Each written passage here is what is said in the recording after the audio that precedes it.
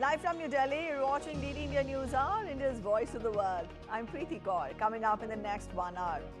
India's Prime Minister Narendra Modi to release 109 high-yielding, climate-resilient and bio-fortified varieties of crops in New Delhi. Securities and Exchange Board of India chairperson denies Hindenburg allegations, labels it as character assassination. Hindenburg accuses SEBI chief of holding stake in Adani's offshore entities. Polls show Democratic candidate Kamala Harris takes lead over Republican presidential candidate Donald Trump in 3 key states in the US presidential race. And in sports, the Indian contingent finishes their Paris Olympics 2024 campaign with 5 bronze and 1 silver medal to their names. Legendary Indian shooter Abhinav Bindra receives the prestigious Olympic order.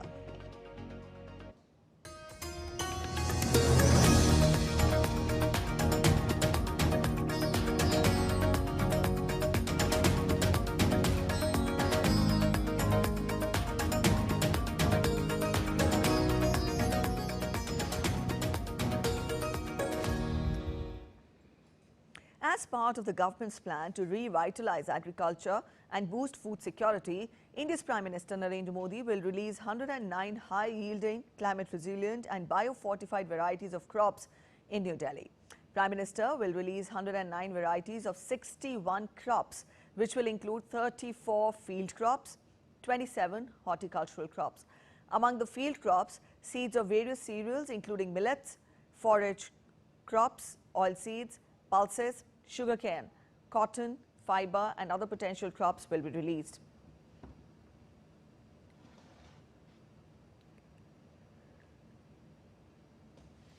Among the horticultural crops, different varieties of fruits, vegetable crops, plantation crops, tuber crops, spices, flowers and medicinal crops will be released. Prime Minister Modi will also interact with farmers and scientists on the occasion. India's External Affairs Minister Dr. S. Jaishankar said that India-Maldives development cooperation embodies the motto of partnership imagined by Maldives, delivered by India. He made these remarks at inauguration of water and sanitation project in Maldives. Dr. S. Jaishankar also called on President of Maldives and met his counterpart in Maldives. India's External Affairs Minister Dr. S. Jaishankar on Saturday said that bedrock of partnership is the mutual benefit of peoples of both countries. Jaishankar's remark came at a program for the virtual inauguration and handing over of the water and sanitation projects in 28 islands. The projects were commissioned under the Indian line of credit. India-Maldives development cooperation embodies the motto of our partnership, imagined by Maldives, delivered by India. It will be our endeavor to harness this defining feature of our relationship and scale greater heights. And I hope, Excellency President, with your guidance and encouragement, our joint efforts, our joint activities and our shared vision will form an important milestone in the journey of our 2 nations together. Earlier, India's External Affairs Minister Dr. Jaishankar called on Maldives President Dr. Mohammad Moizu and conveyed greetings of Prime Minister Narendra Modi. Jaishankar said that New Delhi was committed to deepen India-Maldives ties for the benefit of the people in the 2 countries and the region. Dr. S. Jaishankar also met his Maldivian counterpart Muza Zamir to discuss all areas of bilateral cooperation to deepen the partnership between India and Maldives. Both leaders witnessed signing of MOU between National Payments Corporation of India and Ministry of Economic Development and Trade of Maldives on introduction of digital payment system in the Maldives. The minister also highlighted India's neighborhood first policy and said that Maldives is one of the cornerstones of our policy. Maldives is one of the cornerstones of our neighborhood first policy. It is also one of our vision saga, as well as of our commitment to the global south. For India, neighborhood is a priority, and in the neighborhood, Maldives is a priority. We also share the closest of bonds of history and kinship. Jaishankar also met with Defence Minister of Maldives, Mohammad Hassan Mamoon. Leaders held discussion on defence and security cooperation, joint initiatives for maritime security and shared interest in maintaining peace and stability in the region. Dr. Jaishankar also jointly planted a sapling along with Foreign Minister Muza Zamir and Climate Change, Environment and Energy Minister.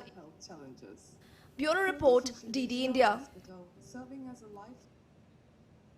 India's External Affairs Minister Dr. S. Jaishankar also met with Maldivian Democratic Party President Abdullah Shahid during his visit to Male on Saturday. Dr. S. Jaishankar in a social media post said, and I quote him, "Pleased to meet Abdullah Shahid, President of Maldivian Democratic Party, and colleagues. Value their support for strengthening of India-Maldives relations. The Maldivian Democratic Party chief has expressed confidence that India will always be the first to assist Maldives in times of need." Indian Foreign Secretary Vikram Misri is scheduled to embark on an official visit to Nepal on Sunday. India's Foreign Secretary Vikram Misri will be on a two-day visit to Nepal at the invitation of the Foreign Secretary of Nepal, Seva Lamzal. The two foreign secretaries will discuss various matters on further strengthening the relationship and advancing mutually beneficial cooperation between India and Nepal. Both the countries share an age-old civilizational, cultural and people-to-people connect. This visit of the Foreign Secretary will be an opportunity to further advance the bilateral ties between the two nations. India on Saturday opened its resident mission in Albania as part of efforts to expand its footprint in the Balkan Peninsula. India's Ministry of External Affairs in a statement said that operationalization of the Indian mission in Albania will help in expanding India's diplomatic footprint. It would also deepen political relations between India and Albania and would assist in the growth of bilateral trade, promote investments and economic engagements and cooperation on multilateral issues. The statement further reads, the Indian mission in Tirana will facilitate people-to-people contact and also assist the Indian community in Albania.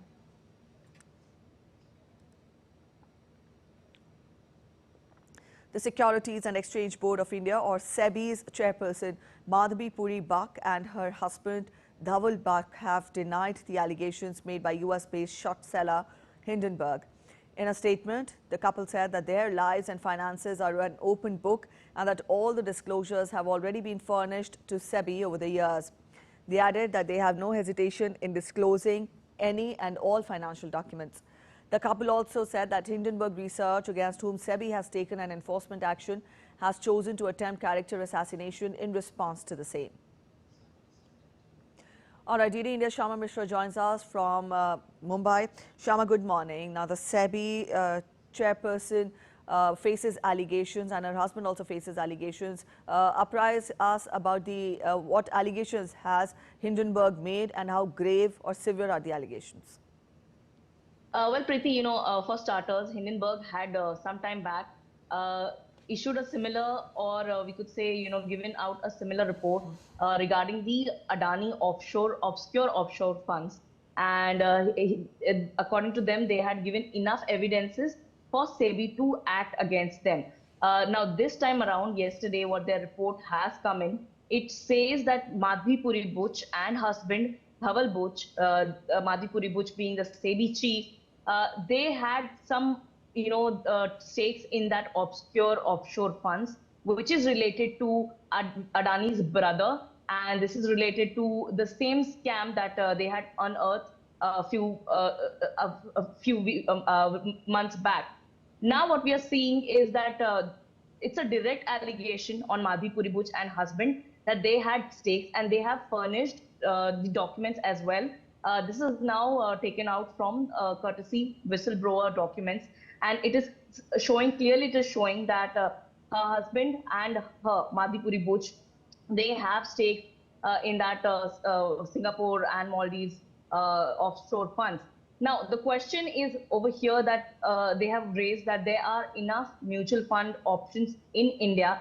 Why go outside? Now, Madhabi Puri Buch has said that when they were private citizens, not being the chairperson of SEBI, they had these kind of investments and it was all legitimate. So now they are claiming that this is obviously character assassination by Hindenburg and their finances are like an open book. And whenever asked, they can furnish any or all details as and when required by anybody.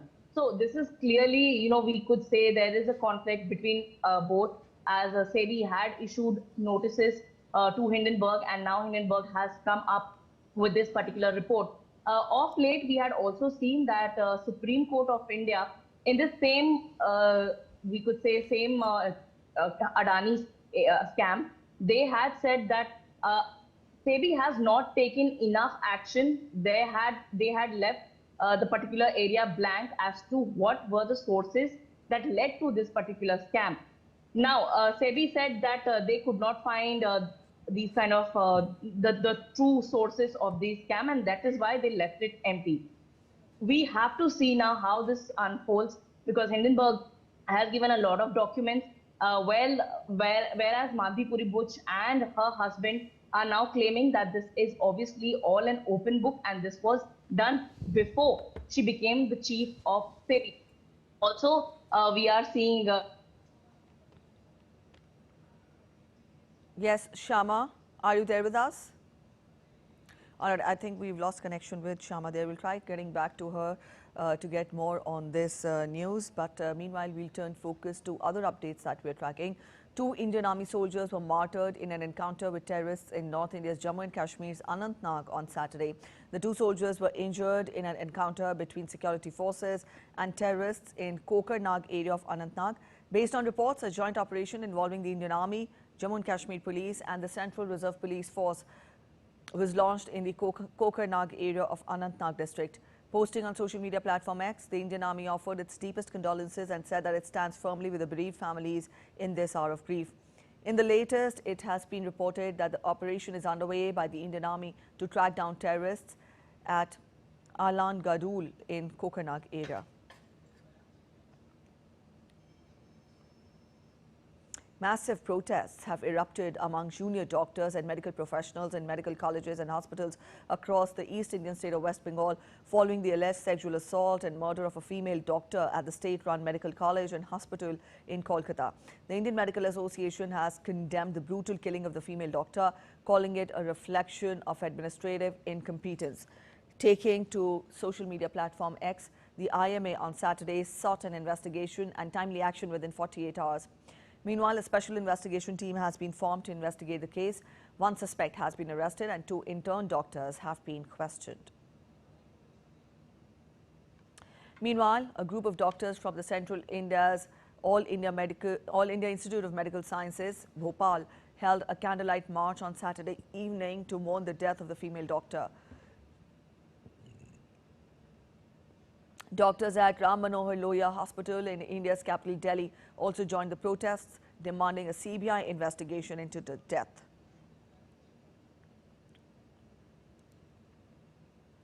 Former Indian External Affairs Minister K. Natwar Singh passed away on Saturday night.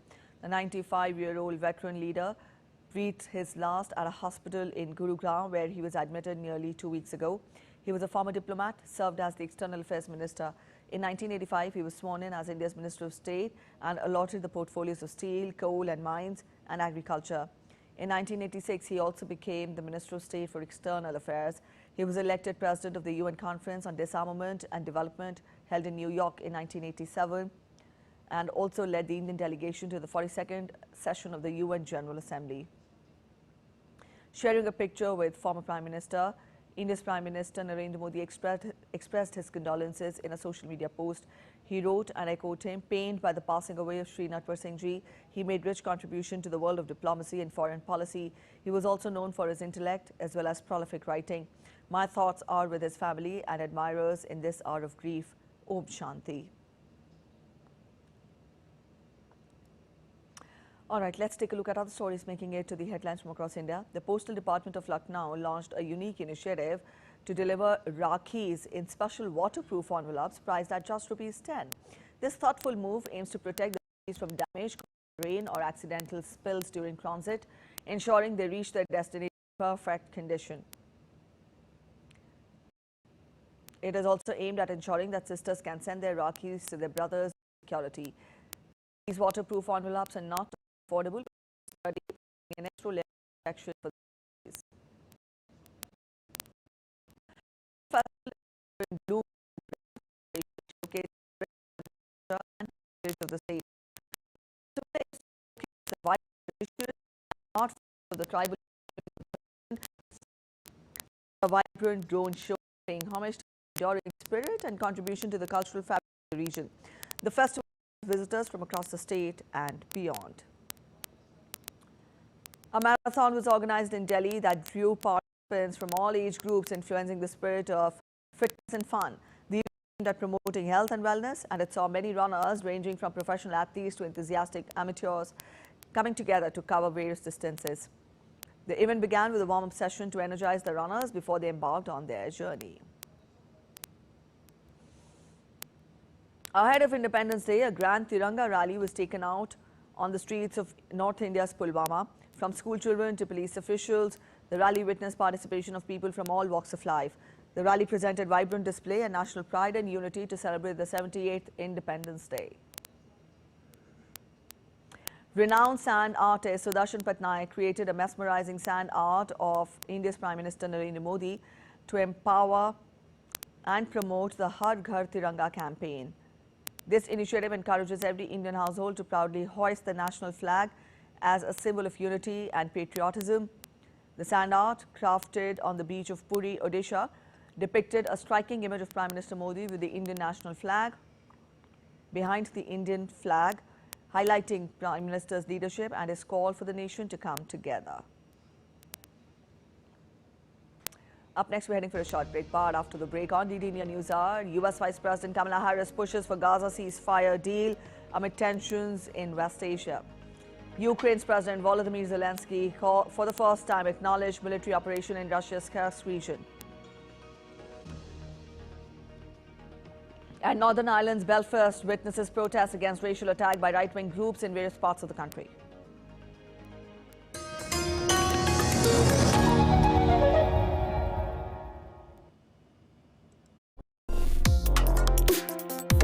Complex issues, hidden agendas, twists and turns, strategic games. We think all dots are linked. We just need to connect them. Join me every week as I connect the dots to unravel hidden designs in statecraft, mysteries, and decode issues that matter to you. Watch Connecting the Dots with me at these times on DD India.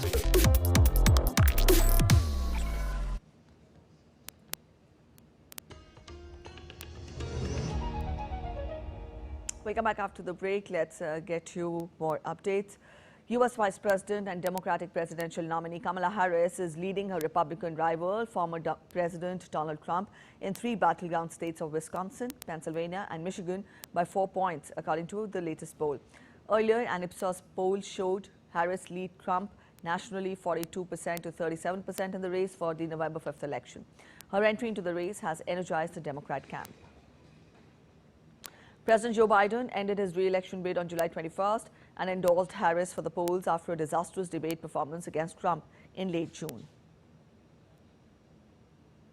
In a rare display of bipartisan agreement, Vice President and Democratic presidential candidate Kamala Harris has endorsed eliminating taxes on tips for hospitality and service workers, echoing a tax proposal originally put forward by former President Donald Trump just months ago. The announcement came during a campaign rally in Las Vegas on Saturday. Harris and running mate, Minnesota Governor Tim Walz, addressed a crowd of thousands, including members of Nevada's influential Culinary Workers Union. It is my promise to everyone here, when I am president, we will continue our fight for working families of America.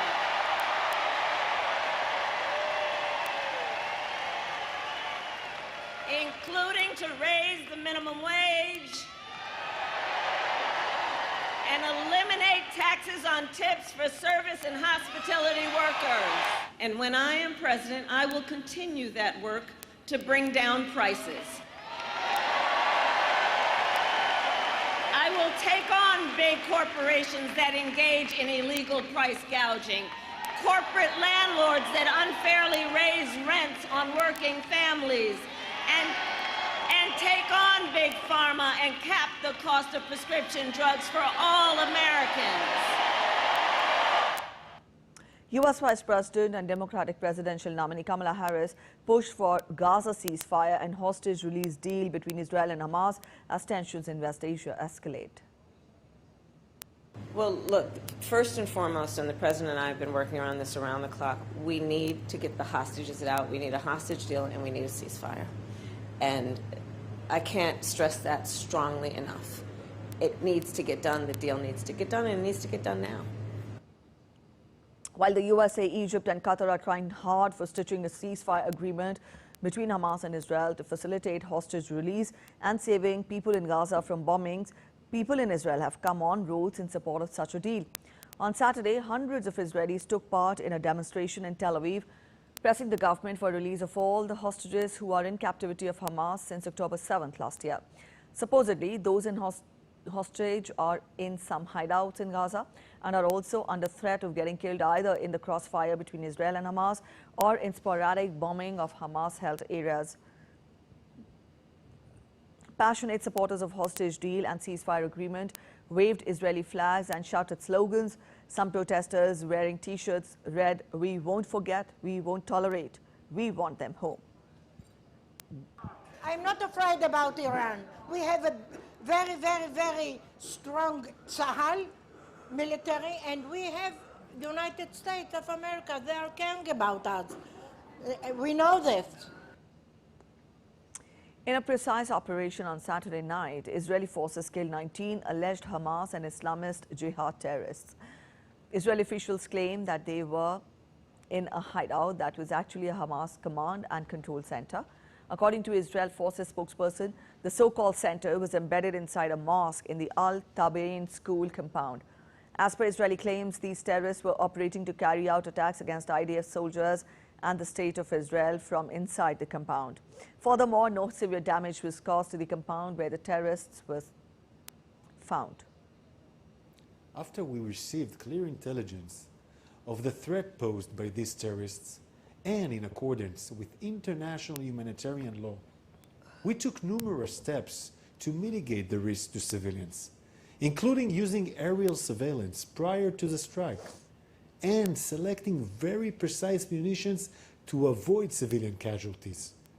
Early this morning, the IDF conducted a precision strike against the terrorists in one specific building of the compound, an area that, according to our intelligence, no women and children were present.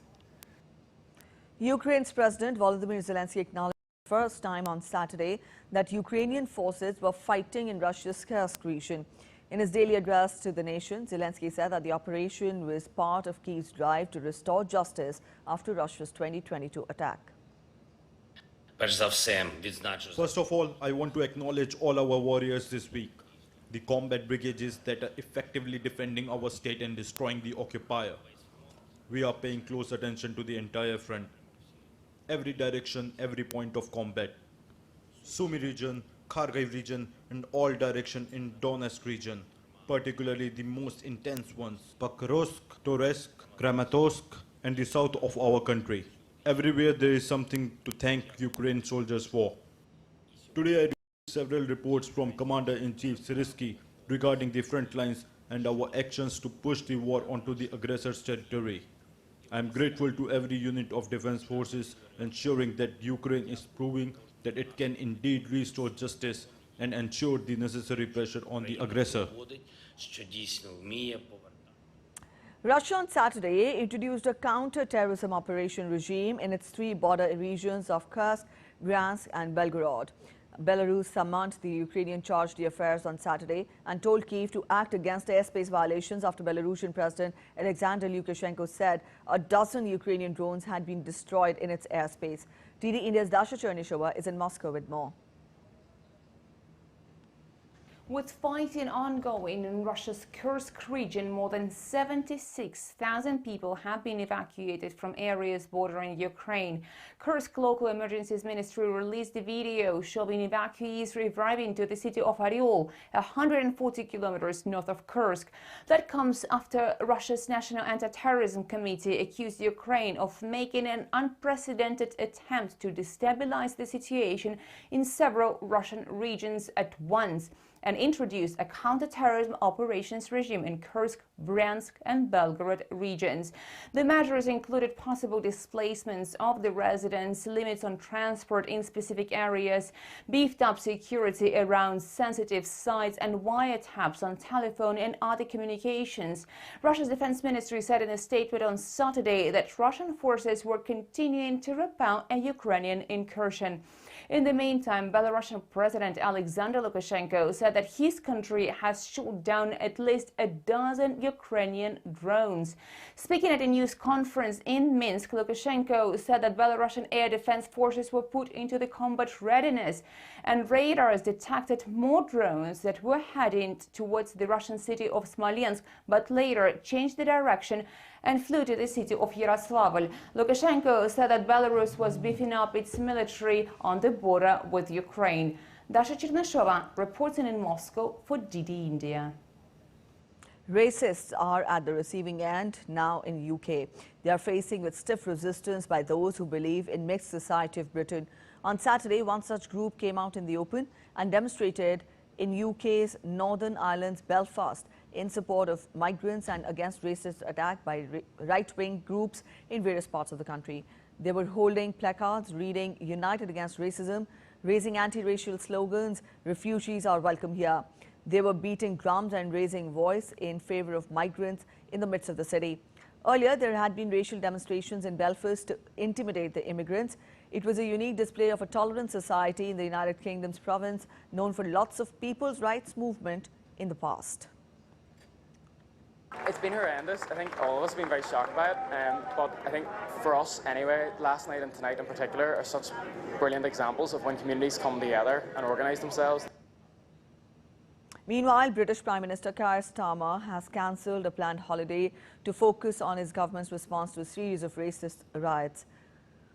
The British government has moved quickly to speed up the processing of people arrested and charged in relation to the riots. Thousands of police officers also remained on duty over the weekend in case violence flared again, although for a fourth day in a row on Saturday, counter-protesters far outnumbered anti-migration demonstrators in several towns and cities. Problems of livelihood and lack of openness attracted many North Koreans to cross over to South Korea. One such incident of defection was spotted recently when a North Korean citizen took threat on his life to reach green pastures in the south. He used land and river route to defect to the South Korean territory. He expressed his willingness to defect to South Korean military on Doordarshan Island in Gangwon County. That was on the early hours of Thursday. First, the person crossed the inter-Korean border on foot in the neutral zone of the Hangang River during the low tide. The neutral zone, located to the north of Gangwon Island, spans 70 kilometers, starting from the point where the Hangang and Imjingang rivers join together before flowing into the West Sea. The South Korean military had earlier detected 2 North Koreans, but only one of them crossed into the south. One of them apparently did not make it out of fear. What is interesting is that the crossing of the North Korean citizen was monitored in real time by the South Korean military using a thermal observation device, but no hurdles were created in his crossing.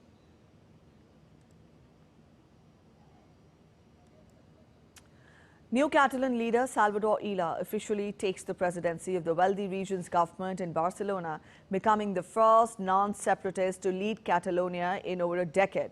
Illa has previously been the health minister of Spain. His predecessor, Pere Aragonès, presented him with a Medal of Office, marking his official inauguration. Illa assured that his administration would focus on governing for all the Catalans with commitment to unity and service. Illa's investiture came just days after a dramatic rally in Barcelona where separatist leader Carles appeared, defying an arrest warrant after 7 years of self-imposed exile. You're watching DD India News Hour. We're heading for a short break. But after the break, Venezuela's Supreme Court comes down heavily on opposition coalition for failing to provide proof in the dispute related to the July 28th election. People come together in central Belgrade protesting against Rio Tinto's lithium project in western Serbia over fears that it could pollute the nearby land and water bodies. All bodies recovered from the site of the plane crash in Brazilian state of Sao Paulo.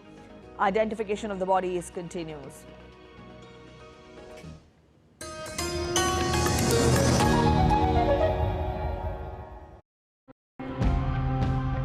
The one common theme between all major cities across the world is hope and the promise of new opportunities and possibilities that gravitates people towards them. The reason why we advocate green transformations is because you can retain the building and you can actually modify.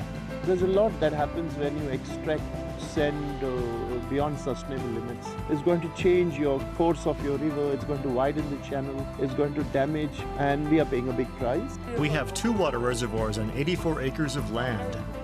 During periods when the river water is non-saline, we store water in these reservoirs. Throughout the year, we distribute this water to residents. Tiny houses are in vogue. Less is more. Many also assume tiny homes are more eco-friendly.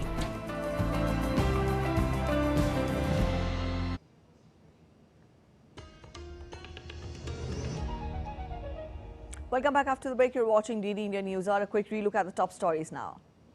India's Prime Minister Narendra Modi to release 109 high-yielding, climate-resilient and bio-fortified varieties of crops in New Delhi.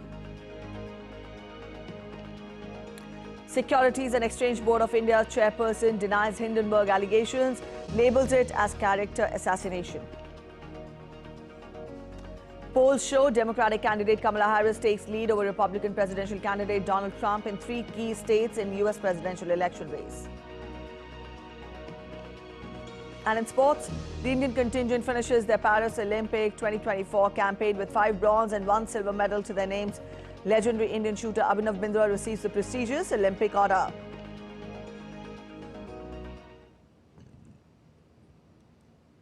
Venezuela Supreme Court has said that the opposition coalition failed to provide proof in the disputed election that happened on July 28th, which saw President Nicolas Maduro return to power.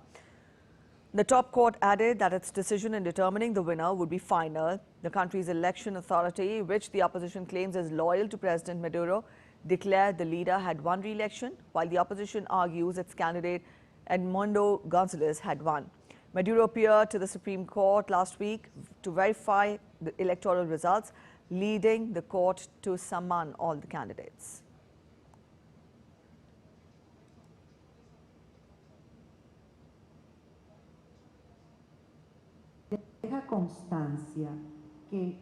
It is hereby stated for the record that the former candidate Edmundo Gonzalez did not attend and therefore did not comply with the summons order, disregarding with his inaction the mandate of the highest instance of the electoral jurisdiction of Venezuela. He did not comply with the consignment of the tally sheets in the list of witnesses or any electoral material. Meanwhile, former opposition presidential candidate Edmundo Gonzalez has urged Maduro to stop violence and respect the will of Venezuelans. Mr. Nicolas Maduro, I call on behalf of all the Venezuelans to stop the violence and persecution and immediately release all the arbitrarily detained compatriots. Demanding compliance with our constitution is not a crime. To protest peacefully to enforce the will of millions of Venezuelans is not a crime. To comply as an electoral witness, to take care of the tallies and to make them public is not a crime. Tunisia's Electoral Commission preliminarily accepted only 3 presidential candidates, including incumbent Kais Saied, amid the widespread criticism. The Commission said it had accepted the candidacies of Saied and Zohar Maghazoui, while rejecting 14 others for the October 6th election. Zamel is the head of the Aziman party and has not previously been regarded as an influential politician. Tunisian opposition parties and human rights groups have accused the authorities of Election Commission of using arbitrary restrictions and intimidation in order to ensure the re-election of Saied. Indonesia's new capital prepares to host Independence Day celebrations. Indonesian officials visited the country's new capital, Nusantara, on Saturday to ensure the city was ready for its first cabinet meeting and upcoming 79th Independence Day. Indonesian president, who has been a driving force behind the capital's relocation, is determined to ensure that key infrastructure is in place before his term ends in October. As the Independence Day approaches, the government is working to finalize essential facilities. All bodies have been recovered from the site of the plane crash in the Brazilian state of Sao Paulo, which killed everyone on board. Teams are working to find and identify victims of the disaster after a twin-engine turboprop operated by airline Vopas came down in the town of Vinhedo. The number of casualties was revised upwards on Saturday to 62. The footage circulating on social media showed the plane descending vertically, spiraling as it fell. The aircraft crashed in a residential area. However, no one was injured on the ground. Brazilian authorities are working on retrieving and identifying the bodies of the 62 victims. Ramatol Diego Dantes Silvino, a lieutenant with Sao Paulo's defense agency, advised relatives of the victims to gather as much documentation and dental registration as possible to facilitate the identification of their loved ones. Investigators are one step closer to determining the cause of the airplane crash. Authorities in Brazil have said that the plane's black box containing voice recordings is undergoing analysis at the Brazilian Aviation Accident Investigation Center.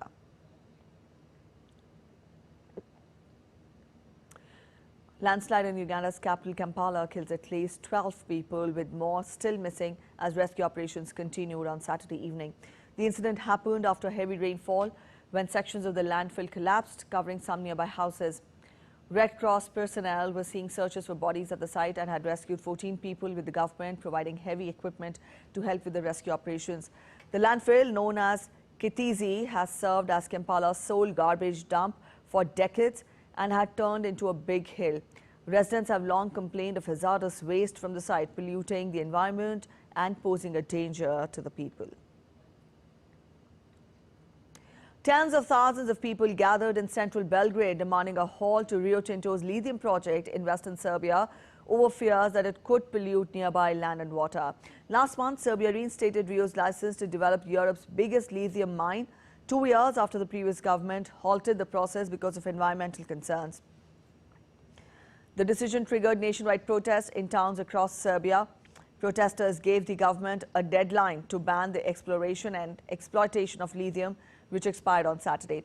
Protesters packed the streets leading to Terazije Square, waving Serbian flags and chanting "Rio Tinto, leave Serbia," and also blocked 2 major train stations in Belgrade. Let's now take a look at other stories making it to the headlines from across the world. Italy witnessed its hottest weekend of the summer so far. Residents and tourists swam in Sicily Island in search of respite from the scorching heat. Temperatures reached up to 40 degrees Celsius. The weather forecasters reported the country's heat wave was predicted to last throughout the weekend and into the following week.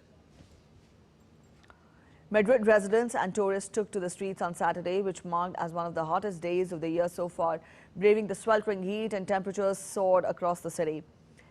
Spain's weather authorities have issued warnings as another significant heat wave is expected to hit inland areas and river valleys in the northeast of Spain particularly hard. Forest fires in Vietnam's Quang Binh province is largely under control. The blaze, discovered at noon on Friday, originated in a community-managed eucalyptus forest before spreading to nearby pine and natural forest areas. Local authorities swiftly mobilized nearly 200 personnel from the military, police and forest ranger services to combat the fire. Initial assessment indicate damage to over 5 hectares of production forest and the destruction of 6 motorbikes. We're heading for a short break, but after the break, wait continues for India's Vinesh Phogat as Court of Arbitration defers decision till August 13. Kenya's Faith Kipyegon scripts history as she becomes the first woman to win 3 consecutive Olympics 1500 meters gold medals. And a marine flower arrangement made of natural flowers is the center of attraction at a mall in Colombia. Stay with us for the visual extravaganza.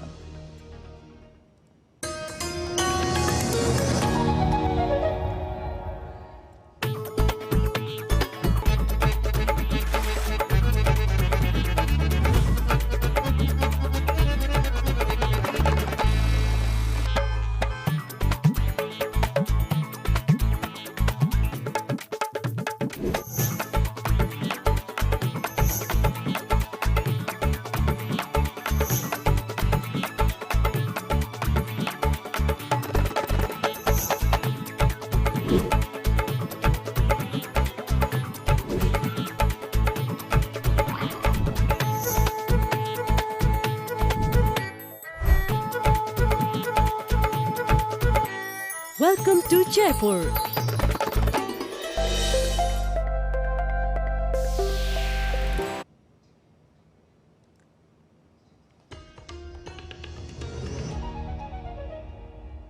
You're watching DD India News Hour, and now we turn focus to sports. We get you all the updates from Paris Olympics.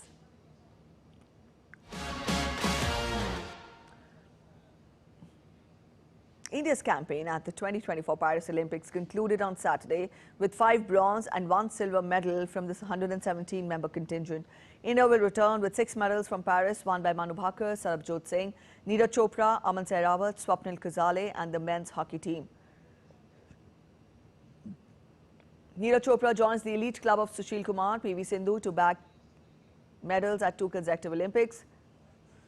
Meanwhile, Swapnil Khazale becomes the first Indian to win an Olympic medal in the men's 50 meters rifle 3 positions event. Manu Bhaker also created history by becoming the first Indian post-independence to secure 2 medals in a single Olympic edition.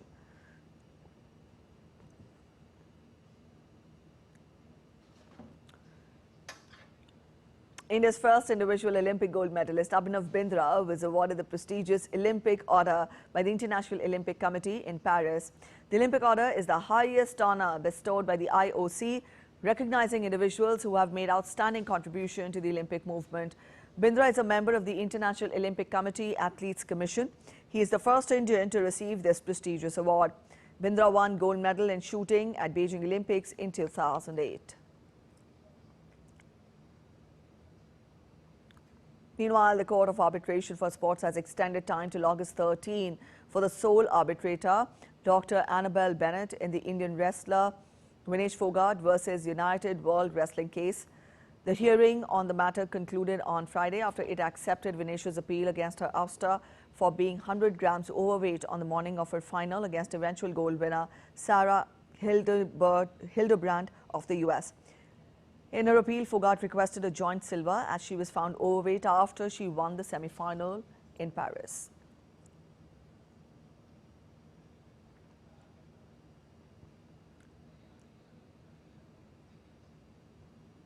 Our correspondent Narayan Singh joins us from Paris. Narayan, so the 16 days long sporting festival will come to an end tonight at the closing ceremony. Let us know what all is expected at the event.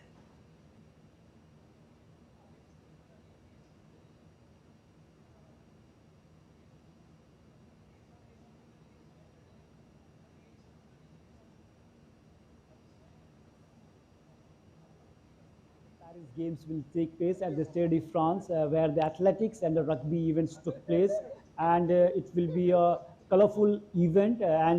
As the organizers are tight-lipped about who will be there, but as reports are suggesting that Tom Cruise may be there and Snoop Dogg may be there, the international dancers may be there. So let's see who will be there in the closing ceremony. Also, a 12-minute handover ceremony will take place where Paris 2024 will hand over the games to the LA 2028, where the next Olympic Games will take place, and hoping that the kind of it will be remembered for the many reasons. There were many controversies in boxing. There was a gender controversy regarding the boxer who were just banned by the IBA in the 2023 edition, and here the IOC allowed them and just recognized them as a female boxer. Also, there were few controversy regarding the games, considering the fact that the water of the Seine River was dirty, and several athletes criticized that thing. So, but all in all, a fantastic games have been organized here by the organizers, and all we can say that this will be a lifetime experience for the athletes who came here to participate, and it's a dream of every athlete to be there in the Olympics, and a stiff competition was visible, and we can say that they're representing our country. Nothing can be bigger than this for any athlete in the world. So all in all, a fantastic games, and today it will be the curtains down for the games, and with a fantastic closing ceremony at the Stade de France. All right, Narayan, thank you for joining in. And Aman Sehrawat, the youngest Indian to ever win an Olympic medal, has captured the nation's attention with his remarkable achievement. His coaches, recognizing his focus and dedication, believe that Aman is poised to become a pivotal figure in the future of Indian wrestling, ensuring a bright and successful path ahead for the sport. अमन ने यहाँ पर कमाल कर दिया है। 21 साल की उम्र में ओलंपिक में मेडल एक इतिहास है। और इस वक्त हमारे साथ हैं उनके कोच, वो तो कोचेस जगविंदर सिंह जी और वीरेंद्र सिंह जी। सर, कैसे देखते हैं इस उपलब्धि को आप? इतनी कम उम्र में ओलंपिक में मेडल, एक भारत का भविष्य उज्जवल लगता है। रेसलिंग में जिस तरह से लगातार पहले भी मेडल जीते हैं, बीच में कुछ कंट्रोवर्सी हो गई थी, लेकिन अब राइट ट्रैक पे आ गए। बिल्कुल राइट ट्रैक पर आ गए हैं। जो हमारी उम्मीद थी, हमारी गोल्ड की उम्मीद थी, लेकिन उसमें हम सफल नहीं हो सके। ब्रॉन्ज मेडल से ही हमारे को वो होया। लेकिन अमन का ये हौसले से कहता है अगले ओलंपिक में हम गोल्ड जरूर ले आके दिखाऊंगा। तो अमन ने इससे पहले भी गोल्ड मेडल जीता है। Already he won in the under 23 world championship and also the ranking series and bronze in the Asian Games, and these are the coaches with him at there also. Sir, पूरी अगर अमन ने जैसे कि बोला कि तब भी आप उनके कोच थे शुरू से, तो क्या विशेष है अमन में कि इतनी कम उम्र में ओलंपिक में गोल्ड ब्रॉन्ज मेडल जीत लिया, उससे पहले वर्ल्ड सीरीज रैंकिंग सीरीज में मेडल जीता, और जो अंडर 23 में भी उन्होंने गोल्ड मेडल जीता वर्ल्ड चैंपियनशिप में। तो क्या विशेष है? What's the special? मैं कई बार अमन के साथ विदेशी दौरों पे रहा हूँ। हर खिलाड़ी का अपना अपना एटीट्यूड होता है। कुछ खिलाड़ियों का घूमने पे और कुश्ती पे फोकस होता है, कुछ खिलाड़ियों का सिर्फ घूमने पे फोकस होता है। अमन एक ऐसा खिलाड़ी है हमारा, वो रूम से ही बाहर नहीं निकलता, सिर्फ होटल रूम और एरिना, उसके अलावा वो कहीं नहीं जाता। वो 100% फोकस है उसका, और 2 साल पहले ही दिख गया था कि ये आने वाले ओलंपिक में भारत को मेडल देगा।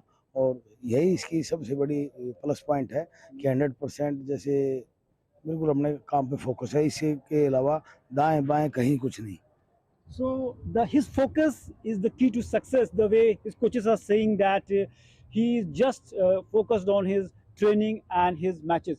Sir, जिस तरह से एक भारत में खेलों में क्रांति आ गई है, न्यू रेवोल्यूशन इज देयर। प्रधानमंत्री बात करते हैं, ऐसा कभी नहीं देखा कि टॉप लीडरशिप इज वो भारतीय खिलाड़ियों से बात करती, तो इसका कितना बड़ा बल मिलता है। और देखिए विनेश वाले केस में भी देखिए तो भारत सरकार ने इंटरवीन करके हरीश साल्वे को लाया और उनकी जो पैरवी कर रहे हैं।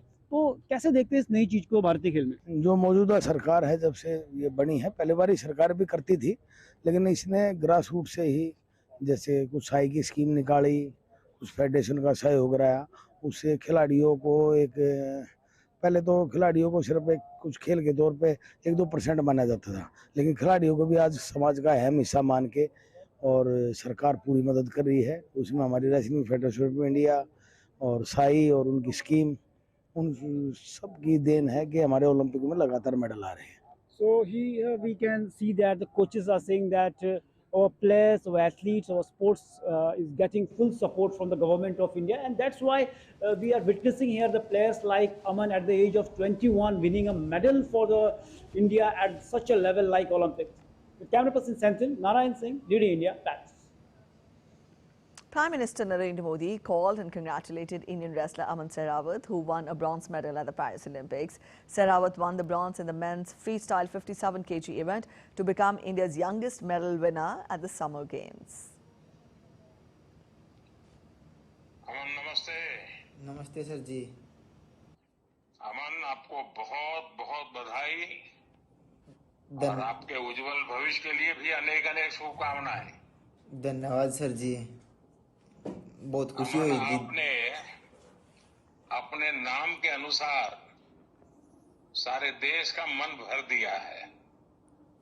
हाँ जी, मेरी देशवासियों का आशीर्वाद था जी, और आपकी मेहनत थी जी, जो इतने और एक सुविधा दी जी टॉप्स ने और साई ने जी, आपने भी तो सबकी मेहनत आया जी। बहुत कम खिलाड़ी ऐसे होते हैं जिनके लिए छत्रसाल स्टेडियम में जो अपना घर बना ले, और आपने तो उसको ही अपना घर बना करके पूरा अपने आप को खपा दिया। हाँ जी, मतलब घर ने भी नहीं रहे जी इतने साल, तो उस खाड़ी में आई तो वही घर समझ लिया जी हमने तो। वही तो। हाँ जी। और देखिए अमन, मैं मानता हूँ देशवासियों के लिए जीवन बहुत ही प्रेरक है। एक तो आप सबसे छोटी आयु के हमारे एथलीट हैं जो इस प्रकार से मेडल लेकर के आ रहे हैं। आप सबसे छोटी आयु के हैं और इसके लिए आपके लिए तो इतना जीवन, इतना लंबा समय आपके पास है। मैं मानता हूँ आप देश को खुशियों से भर देंगे। हाँ जी, 2028 में जी ओलंपिक में गोल्ड ले आएंगे जी। पूरी मेहनत कराएंगे जी ओलंपिक में गोल्ड के लिए। मुझे पूरा विश्वास है आप सफल होने वाले हैं।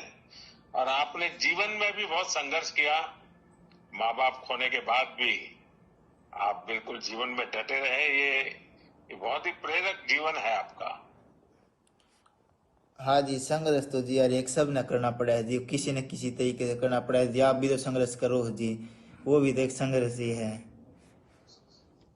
नहीं, हमारा तो क्या है, हम तो देश की सेवा में लगे हैं। आप लोग तो दिन रात, मैं तो आप न रात को सोते हैं न आप दिन सुबह, कितनी ठंड क्यों न हो, रजाई ओढ़ के सोने का मन कर जाए तो भी आप तो मैदान में जाके मेहनत करते हो, तब जाकर के यहाँ पहुंचते हो। हाँ जी। वहाँ सब साथियों को क्या लग रहा है, क्योंकि मुझे लगता है शायद पुरुषों में तो आप ही हैं जो कुश्ती के मैदान में आगे आए। हाँ जी, मतलब एक ही क्वालिफाई हुआ था जी पुरुषों में, तो बस यही सोच रहा था भाई यार बार रेसलिंग में मेडल आता है तो अब की बात यही जिम्मेवारी है तो मेडल दिलाने की, तो मैंने अपना पूरा 100% दिया जी। नहीं, वाकई आपने बहुत लगन से काम किया और देश को जो आशा थी उसको भरने के लिए आपने भरपूर काम किया है। आज मैं देशवासियों उम्मीद रेसलिंग वाला तो जी गोल्ड की थी पर वो नहीं ले पाए, पर 2028 में जरूर ले आऊंगे जी। आप देखिए, आप गोल्ड हो, सिल्वर हो, ब्रॉन्ज हो, आप उस चिंता को छोड़ दीजिए। आपने देश को बहुत दिया है और देशवासी हर कोई सीना तान करके अमन का नाम ले रहा है। आपने इतनी सिद्धि और बहुत छोटी आयु में सिद्धि पाई है। इब्बे तो जी कुछ नहीं दिया, इब्बे तो बहुत कुछ देना जी देश तब तो। नहीं, मुझे पूरा भरोसा है, जिसका ऐसा सपना होता है ना वो देता ही है। हाँ जी। चलिए अमन, मुझे बहुत अच्छा लगा, आपने देश का नाम रोशन किया है और आपका जीवन देश के नौजवानों के लिए बहुत बड़ी प्रेरणा बनेगा। All right, Kenya's Faith Kipgon creates history as she becomes the first woman to win 3 consecutive Olympic 1500 meters gold medals with a superb display of middle distance running. The 30-year-old 2016 and 2020 champion produced a tactical masterpiece at Paris on Saturday to take gold in a new Olympic record of 3 minutes 51.29 seconds. The reigning world champion can now arguably lay claim to being the greatest women's middle distance runner in history. Australia's Jessica Hull took the silver medal in 3 minutes 52.56 seconds, while UK's Georgia Bell claimed bronze medal in 3 minutes 52.61 seconds. At a Columbia mall, a marine flower arrangement grabbed many eyeballs. As part of their flower fair, the Columbian shopping mall created the floral artwork using 180,000 natural flowers. In the 13th edition of its emblematic flower carpet, the mall created the masterpiece focusing on environmental awareness and marine life. The central figure is a seahorse, 36.1 feet high, suspended 42.7 feet above the ground. The seahorse is surrounded by a carpet of 25,000 plants to model the marine ecosystem. The work has become a tourist attraction for those who visit the city on the occasion of the flower fair, which culminates on Sunday with a parade. That's it in this edition of DD India News Hour, but let us know your thoughts on the news of the day.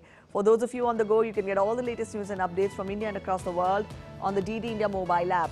This app is available on both Android and iOS platforms. You can scan the QR code to download now. We'll be back with more news as it breaks here on DD India. I'm Preeti Kaur signing off, and from all of us here in Delhi, thanks for watching DD India News Hour.